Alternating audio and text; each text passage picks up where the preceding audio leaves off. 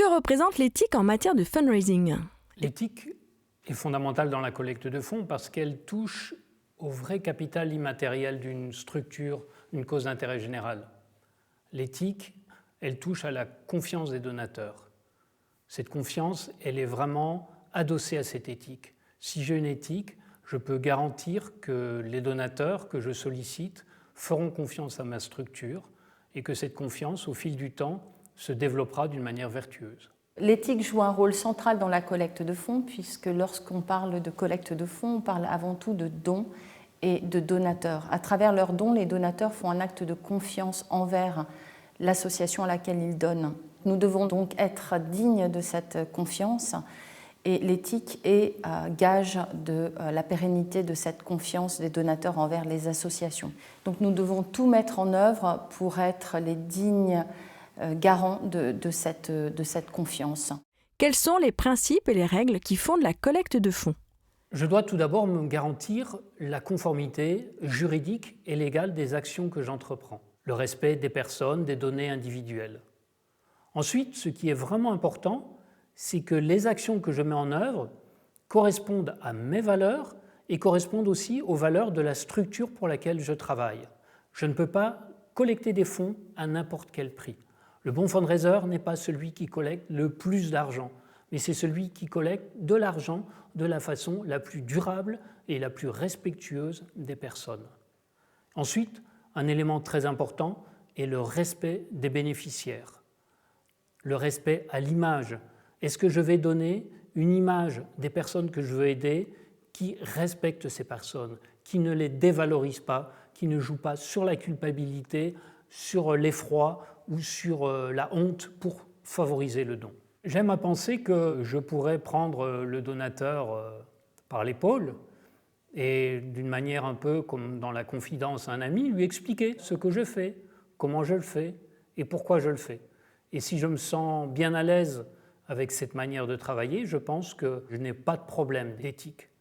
Par contre, si effectivement je suis amené à ne pas dire toute la vérité, à utiliser certaines sources d'informations, mais de manière un peu trop parcellaire, si j'ai recours à des subterfuges pour obtenir certaines informations, mais sur lesquelles je ne souhaite pas effectivement faire la publicité, dans ces cas-là, je peux effectivement me poser la question si ma démarche est vraiment éthique. L'éthique par rapport aux donateurs, ça implique avant tout une transparence, tout mettre en œuvre pour être transparent vis-à-vis des donateurs. Ensuite, c'est être dans le respect également des bénéficiaires des dons. Il est vraiment important de préserver la dignité des bénéficiaires. Il y a également tout un cadre de valeurs qui encadre l'association à laquelle le donateur va donner.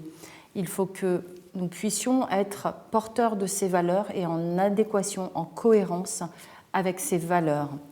Dans quel cadre le fundraising s'inscrit-il ? Nous bénéficions en France tout d'abord et historiquement de l'avancée du don en confiance promu par le Comité de la Charte.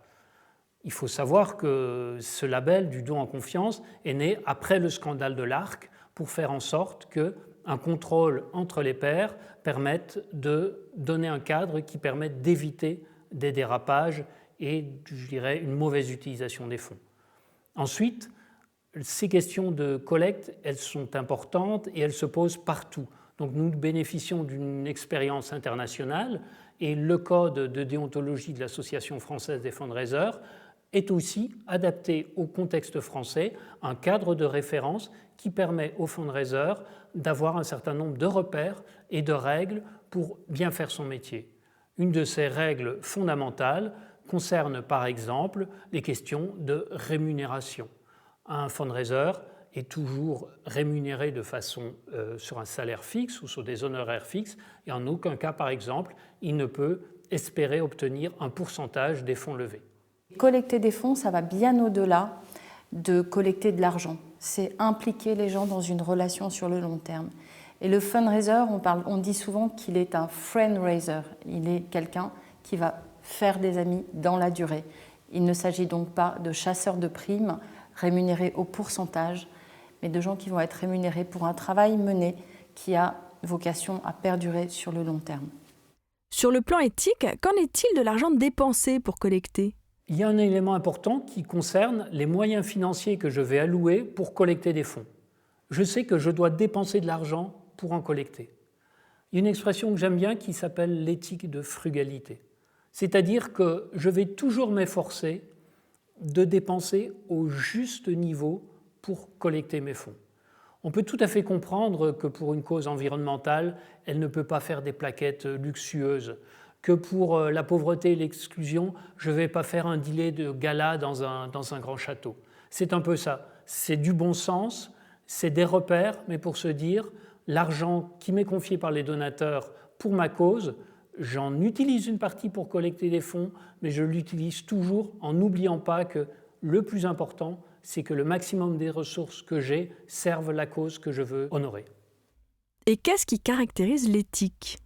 Les mots-clés sont confiance, transparence, exigence, professionnalisme, respect de la volonté du donateur. L'éthique, c'est vraiment une garantie à long terme. Ce que je voudrais dire, c'est que les questions qui touchent à l'éthique ne sont pas simples.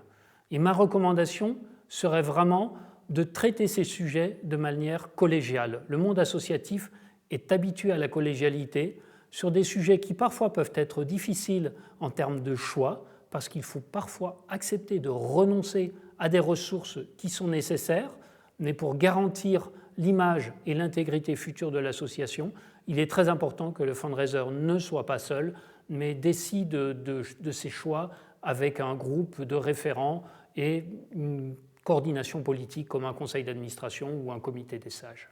Pour tout savoir sur l'actualité du secteur du fundraising en France, pour connaître les formations et l'agenda de l'Association française des fundraisers, pour vous abonner à sa newsletter, rendez-vous sur fundraisers.fr, le portail du fundraising français.